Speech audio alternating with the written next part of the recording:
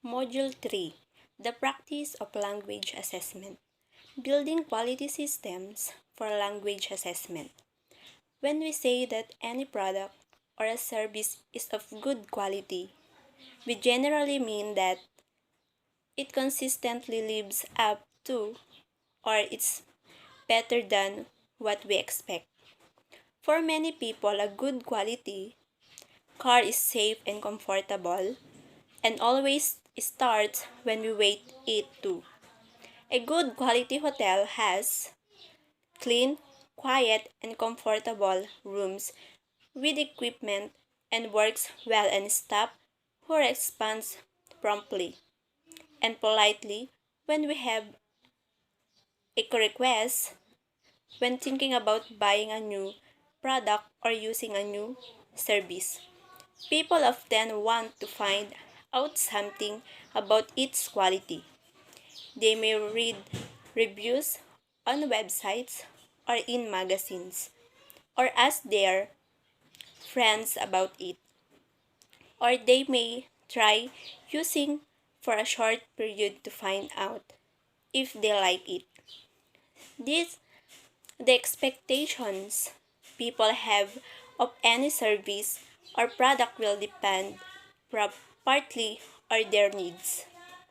People look for different things in a hotel depending on whether they will stay there alone on a business trip for one night or with their family on vacation for a week. Expectations are also affected by factors such as price. People don't expect 5-star luxury in a cheap hotel. And they don't expect a small, cheap car to go very fast or to be as smooth and comfortable as a limousine. Similarly, it would be unrealistic to expect teachers working under strict time pressures to produce assessments with the same qualities that are demanded of tests made by large national or international testing agencies. Equally, large testing agencies can't be expected to produce assessments that take into account what an individual teacher has chosen to cover in class over the past few weeks. Groundland 1989. But what expectations should assess, on the one hand, or user of assessment results? On the other, have of different types of assessment and as produce of assessments, what we can do to ensure that the assessments we make are as good as they can be, that they are of high quality. According to White, 1998, ideas about quality borrowed from business management have become increasingly influential in language education. Two concepts of particular importance to language assessment are standards and quality management. Seville 2013 standards describes desirable characteristics of products and services, such as consistency, environmental friendliness, safety, and economy. When products or systems work well and safety at an economic cost, it is often because they meet predetermined standards. Quality management is a means of achieving and surpassing standards and involves continuous improvement in the effectiveness and efficiency of an organization and the process it carries out. This module will look at quality standards for language assessment and steps that can be taken to build the principle of continuous improvement into their development and ongoing use. Module 2 shows that the concept of assessment includes practices that are carried out to meet a very wide variety of different purposes. It is inevitable that high quality should have different meanings for classroom teachers. Experimenting with new approaches to formative assessment, a program leader asked to develop achievement tests for use in a college, and a Ministry of Education or testing agency developing a new test for use nationwide. Different uses of language assessment are sometimes seen to be mutually incompatible. Tesdale and Learn 2000, some commentators suggest that large-scale proficiency tests and classroom assessment should each be approached in a different way. The resources available in each setting, the kind of information needed, and the implications of the decisions that will be made are certainly quite different. On the other hand, assessments of all kinds are about obtaining good quality evidence of assessments, knowledge, skills, or abilities. The principles presented in these modules are based on the practical advice offered in a range of language assessment textbooks and are intended to be relevant across the board spectrum of language assessment contexts. Projects to develop a new assessment, especially at the classroom or program level, are often seen by those involved as one-off linear exercises with clear-cut beginning and end points. It is decided that an assessment is needed.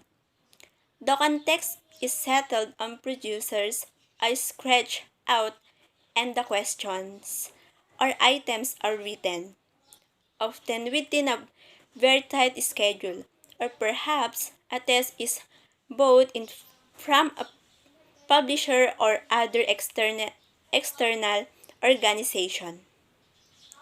The assessment is administered to a group of learners. Scores are awarded, decisions are taken, and certificates are handed out. The work is complete. Sometimes an assessment is used once and then discarded. The next time, everyone starts again. From the beginning, sometimes the same assessment is used again, unchanged even when it has obvious shortcomings. The first of these choices is an obvious and impractical waste of resources. Rather like buying a new car each time you need to travel somewhere. The second is irresponsible and potentially dangerous like buying a new car. Suspecting there is a serious problem with the brakes, but instead of taking it back to the dealer for investigation and repairs, ignoring the problem and continuing to drive around in it. Poor quality assessment practices may not cause physical injuries, but they do produce misleading results and so can have damaging consequences, both for the assessors and for the people who use the results as a basis for decisions. POPAM 2001 argued that in addition in the familiar problems of limited resources and lack of time, many teachers suffer from a lack of assessment literacy.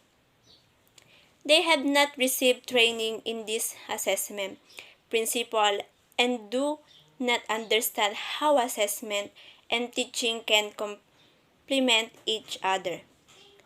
Konyam 2009 cite a number of shortcomings in teachers-made language assessment that could result from this lack of assessment literacy. Tests made by teachers are often too easy or too difficult for learners, failed to reflect what learners have achieved, and contain content that has not been taught or is not included on the syllables. Effective assessment comes at a price. Not every institution has the resources to employ the full array of trained language assessment professionals listened by back 2009 including specialist assessment writers, psychometricians, or statisticians trained in educational measurement, and graphic designers. Nonetheless, our institutions certainly do have the capacity to improve on their current practice. Fortunately, acknowledging a few basic principles can help to develop assessment, literacy, and improve the quality of practice. These principles can be summed up by the acronym PRICE, planning, and reflection lead to improvement when supported by cooperation and informed by evidence. Planning should always be built into the development of any new project and assessments. Are no exceptions, the more through the plans, the better the assessment is likely to be. Reflection and review are fundamental to good quality systems. The effectiveness or plan and current materials and practices in fulfilling their purpose should constantly be questioned and evaluated. Improvement or current materials and practices in all ways positive and should be the constant aim of any assessment system. Reflection is directed towards making improvements. Cooperation and teamwork are essentials to the development of good assessment materials and practices. Share ideas and share criticisms, aid reflection, and inform improvement. Evidence is the basis of good decisions making. Reflection based on good evidence is much more constructive than prejudiced guesswork as a mean of improving quality. Effective record keeping helps everyone involved to understand where procedures and materials could be made better. Systematic analysis informs effective improvement. Planning, reflection, and improvement. The first three PRICE principles, planning, reflection, and improvement, suggest a regular plan to review schedule in which current assessments are evaluated and ideas for improvements put forward for integration within the plans for the next time the assessment will be used. These principles do not only apply to locally developed material. Assessment that have worked well one location with one group of learners may not work equally well in another. Material that is both in from publishers or external agencies should be subject to the same process of critical review as locally developed material. The checklist provided in the next three chapters are intended to help in the process. The last two of the price principles cooperation and evidence are the conditions required to make planning, reflection, and improvement effective. Cooperation. One cause of poor assessment practices is a mistaken belief that individuals' expertise or experience can guarantee quality. An experienced teacher is trusted to produce can and carry out assessment in a better way than a novice, although this does not always mean the novice will be given any help with the job. An expert in assessment is assumed to produce better material than a teacher with no specialist training. This may seem reasonable, but even assessment materials produced by the most skilled, best trained individuals have faults and idiosyncrasies. Where 1993, page 19 stress the point that developing assessments should be a group activity. Individuals acting alone are very unlikely to be able to plan, design, and put into practice are really effective.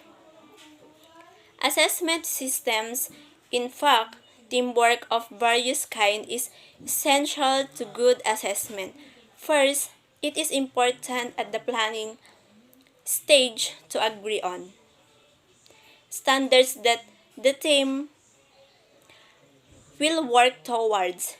If individual teachers or testers each use very different approaches, either in creating assessments or in judging performance, learning can become a disappointed and confusing experience. Davidson and Lin 2002 argued that good assessments are developed by consensus rather than by imposition.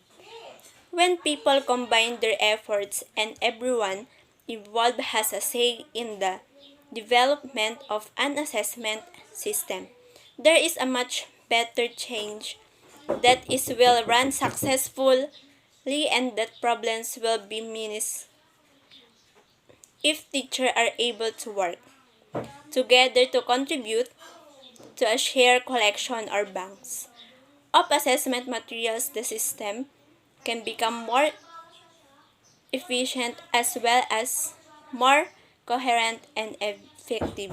The following chapters of this book suggest ways of organizing and coordinating this shared activity. Another aspect of cooperation is linked to reflection. The work of team members should be checked and repeatedly evaluated. A second opinion of assessment material is always necessary, and having a third or fourth opinion is even better. Someone with a different point of view is often able to spot problems and errors. The one writer or one scholar may have missed. Wherever possible, classroom teachers should work with their collections, regularly reviewing their overall approach to assessment to specific techniques and materials they intend to use and the decisions they make when awarding scores. At the program level, enough resources must be made available to allow for regular review of all assessment materials and procedures. It should also be keep in mind that effective reflection and review needs a supportive and professional environment in which criticism is objective and is not taken to be personally malicious. As one teacher involved in developing assessments said of the experience of teamwork, I learned to be open to and willing to accept group mates' criticism. Primary school teacher from Hong Kong quoted by Konyam 2009, page 233. Willingness to accept sensory criticism is vital to good quality assessment systems. Collecting evidence. A very whispered shortcoming in math assessment practice in paradoxically that the assessment itself often goes unexamined. It is surprisingly rare for assessment users to attempt in any systematic way to find out whether the decisions taken based on assessment results were the right decisions. Precautions may be taken to guard against obvious disasters, questions that are all too difficult for the students, test papers, getting lost or stolen, recording equipment breaking down, but few people or institutions seriously try to answer the important questions of whether the assessment has really provided information that is as comprehensive and useful as it could be, and whether things might be done better next time. Where language learners really placed into the most appropriate classes on the basis of a placement test, where insights from self-assessment used effective to improve learning. Following a university entrance test, were the best sustained people accepted onto the course. Were new employees hired after taking a proficiency test really able to carry out their work in the foreign language? Adequate answer to questions like this will only be found if evidence is collected rigorously and systematically. However, in many educational systems, apart from scores or grades, very little information of any kind is very collected about assessments. In these current circumstances, it is impossible to be confident that an assessment has provided relevant and adequate information about the assesses.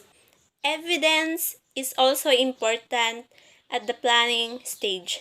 Informing the initial design of an assessment, proficiency assessments should be planned on the basis of evidence about how assessees may need to use the language in the word. Beyond the test, in assessing achievement, evidence is needed about what learners have been studying. Developers will additionally need data on a wide range of practical issues, such as how long it takes to prepare and score, the kind of task envisaged, how many computer workstations can be made available for an assessment, and so on. As another vital source of evidence, every language assessment handbook insists that material must be tired out or trialed in some way, particularly if it is to be used in any high-stakes assessment, one that leads to decisions with serious consequences for the assess without compromising the security of any confidential test material assesses who are as similar as possible to those who will take the operational assessment, the one that will be used as a basis for decision making, are given tasks that are under development. Their responses to each question are recorded and scored, and the results are analyzed statistically to learn whether the material is really capable of providing the kinds of information it is designed to collect.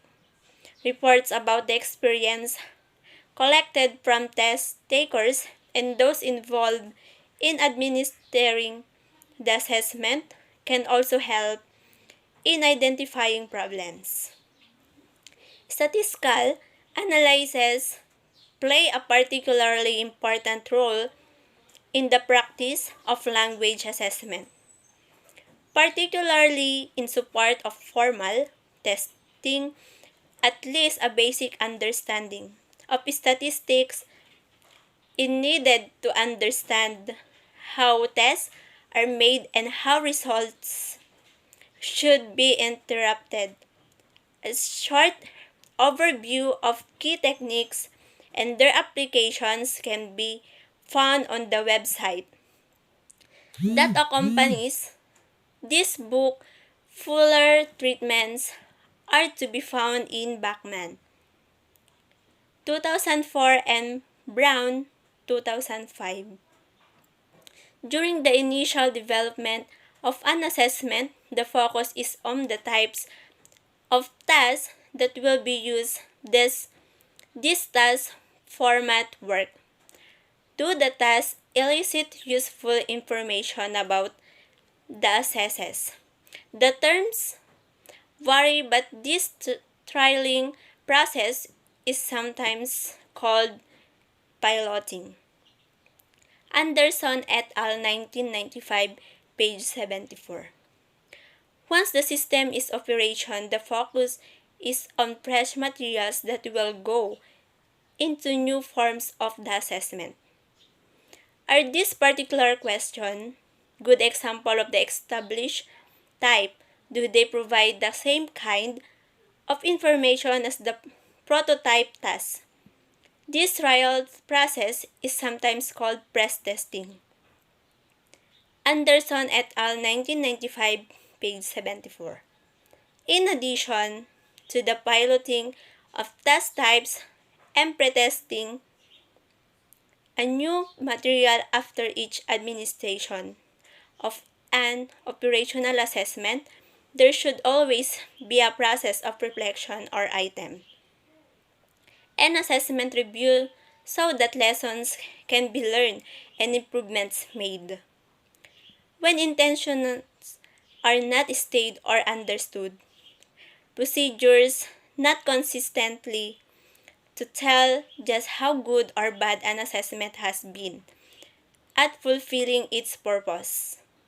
Although experience suggests that the quality is likely to be very poor, if nobody explains just what the assessment is supposed to measure, it is impossible to judge whether or not it has successful in measuring or capturing anything meaningful. If nobody keeps a record of the answer that assessors gave to each question, it becomes impossible to tell whether some of the questions are problematic. If nobody provides guidance on which answers can be accepted and which are incorrect when different people score on assessment, each one may judge the same answer differently.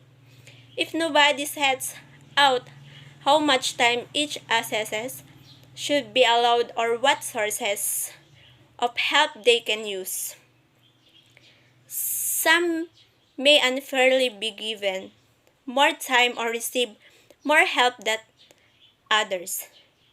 In these circumstances, in the absence of standards for language assessment, the results may be meaningless and so cannot be useful practices. Will certainly need improvement but without evidence, it will not be clear how they should be improved. The assessment cycle, when improvement is sought, assessments and assessment system should not be seen just as products, such as test papers, or as events such as a role plays or 1 hour written examinations, or even as a series of linked events that lead to a decision about the assesses. Instead, assessments should be viewed as continuous and repeating cycles of activities. The process does not end when a decision about an essence is made but can be modified and improved people. The cycle begins again. The next time around, the quality of assessment will be better. Within the overall cycle, it is useful to identify a sequence of activities, each associated with a particular function or role. Each role may be carried out by a different person or group of people, and some may even be carried out automatically by machines. On the other hand, one person or group may carry out several roles. In large-scale assessment programs, each activity will involve detailed documentation so that different groups of individuals can coordinate their contributions. Teachers especially, if working more or less independently on classroom, assessment will not be able to keep such extensive records but will need to consider efficient way of keeping track of and communicating the progress that their students are making in their learning. How well their approach has worked and how their assesses fit into an overall school program, breaking down the cycle into the different stages involved can help them to do this. Figure 3.1 represents the different roles involved in the assessment cycle and the various documents used to record each stage. The roles and their associated documents are discussed in the paragraphs that follow. Stage 1.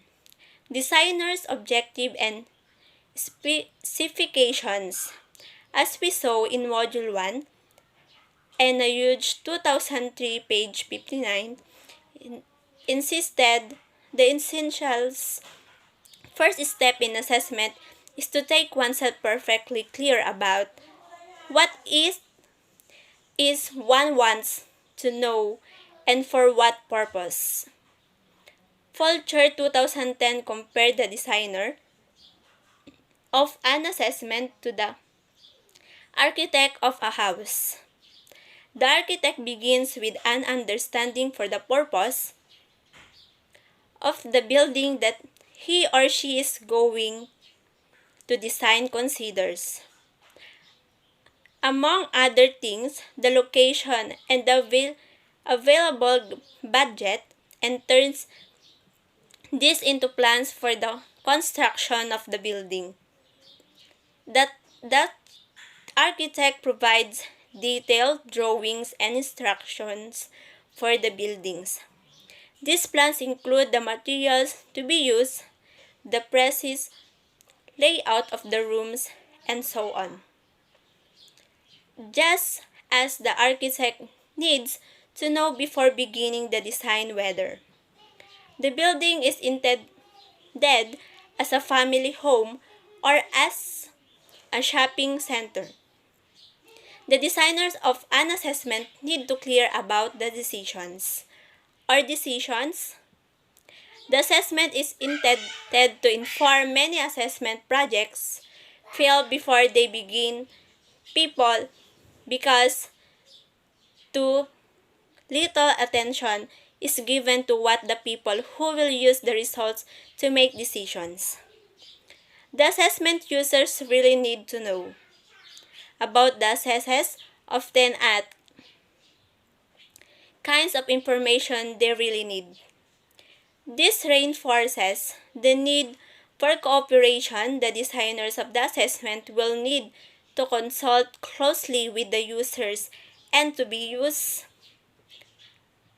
sure that they build a shared understanding of the intended purpose. From the outset, as part of the planning process, it is necessary to decide who will be involved in each stage of delivery and administration and to take account of their view and developing the assessment. Architects do not, of course, begin from nothing.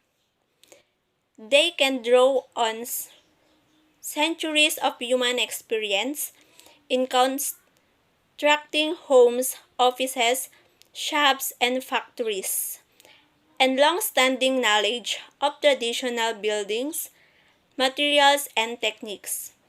In making their plan, they can combine the established traditions with innovations such as newly developed materials and new ideas for design. Similarly, good assessment designers will have an understanding of what they believe, language ability, or whatever else is being assessed, consists of and of how this is relevant to the context in which the assessment will be used. The particular purpose and particular population of assessors they have in mind. They will know how language abilities have been assessed by others in the past or how they are assessed in other contexts. They will also be aware of the effects that the use of the different techniques available may have on those involved. The designers of formative classroom assessment systems need an understanding of how languages are learned and how best to be used the information from an assessment to guide ongoing learning. The issue of what should be assessed or measured by language assessments, the assessment construct has naturally been the center of a great deal of debate between people who favor one approach or another. Part 3 will look at the impact that some of the different theoretical approaches to defining constructs have had on language assessment design. As one means of ensuring a coherent systems with consistent results, it is important that the procedures followed in making a useful product or carrying out a project can be repeated. The steps in the process have to be recorded rigorously enough to make replication possible. This also helps in identifying the likely source of any problems when they do occur according to the purpose and formality of the assessment. Different aspects of the content and administration may need to be more or less strictly replicable. Large-scale tests are often standardized. Both the content of the test and the conditions for administrations are carefully delineated and controlled so that each assessor will have the same test taking experience. For reasons of security, the same questions can be used every time a test is given. To avoid these different forms, sets of assessment material that follow exactly the same design but include different content are produced. These are intended to be similar enough to give comparable results when the assessment is given to different groups of people at different times and in different places. Assessors who scores 57% on Forum A of a test should also score very close to 57% of Forum B. If two forms include very different materials and are administered under different conditions, the results will not be directly comparable. In many kinds of formative assessment, standardization is unnecessary and could be counterproductive, as teachers may wish to adjust procedures according to the needs of their students. Nonetheless, some degree of replication is important, even for informal classroom questioning and self-assessment. The successful use of formative assessment depends on embedding regular procedures in the classroom.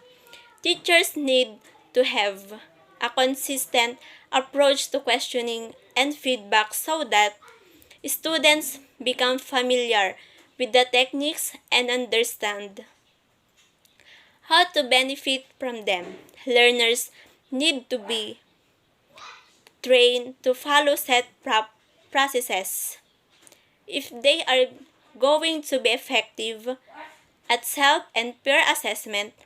The descriptive reporting of results needs to be carried out consistently so that users can develop a clear understanding of their meaning. Specifications. The key documents that communicate standards and guides how an assessment is to be produced, administered, and replicated is known as the specifications. The specifications set out the plan for collecting observable evidence that will inform judgments about how much knowledge, skills, or abilities a learner has connecting theoretical understanding of language with the decisions that the users will make about the assessments. Specifications typically include three elements: a design statement, an assessment blueprint, and task specifications. The design statement. When considering the design of a new assessment or of an approach to assessment with the school curriculum, it is important for those involved to begin by considering, discussing, and collectively answer some fundamental questions. The purpose of the assessments: what decision needs to be taken, who should take the decisions, what effects will these decisions have on the assessors and on others, who will be involved in developing the assessment in additional to the decisions makers and assessors, who else has an interest or stake in the assessment, how will their views be taken into account, who will take the assess, who will be the assessors. If some assessors have special requirements, example, deaf learners taking a speaker's test, partially sight students taking a rest test of reading skills. How will this be met? How will any adaptations affect the decisions? What aspects of language and which curriculum objectives are relevant to the decisions? How are these aspects of language believed to connect to the decisions? How much information about the assessed language skills or abilities will be needed to support the decisions? Is an assessment the only way to obtain relevant information? What other sources might be used? Is another suitable assessment already available? Is an assessment the most efficient way to obtain the relevant information? Could other resources be used to supplement the assessment? In classroom assessment, should be the focus be on the whole class or on group of students, pairs of students, individuals? Will all students be assessed or only a subset? What is the best way to report the results so that they are as helpful as possible to users? What effects is the implementation of the assessment intended to have on teaching and learning? What unintended negative effects might it have, and what will be done to prevent this? Large-scale assessment program will document to answer to questions such as this is the form of what Bachman and Palmer 2010 page 143 called a design statement, and Fulcher and Davidson 2009 page 123 called as a statement of test purpose.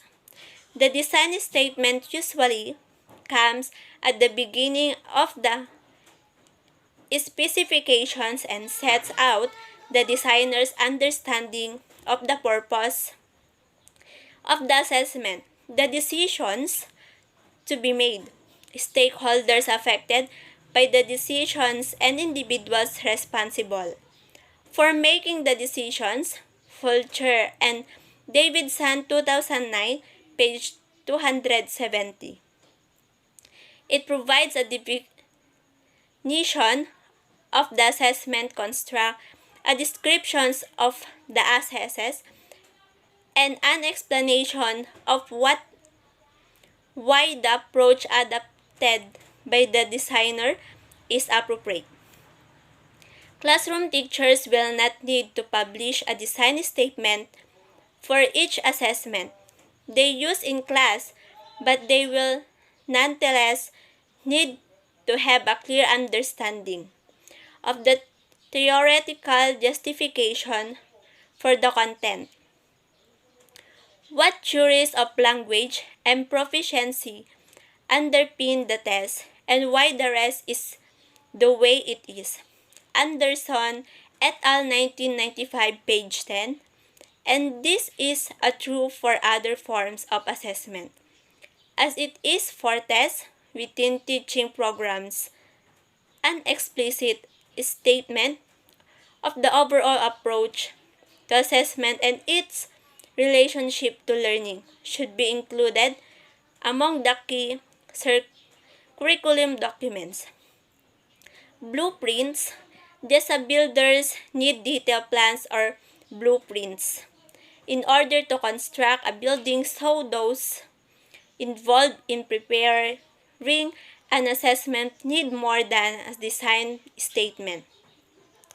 If they are going to produce material that match what the designer intended. Assessment blueprints includes clear statements about what content is to be covered, what methods are to be used, how many papers or sections they are, how long the test takes, and so on. Anderson et al. 1995, page 10.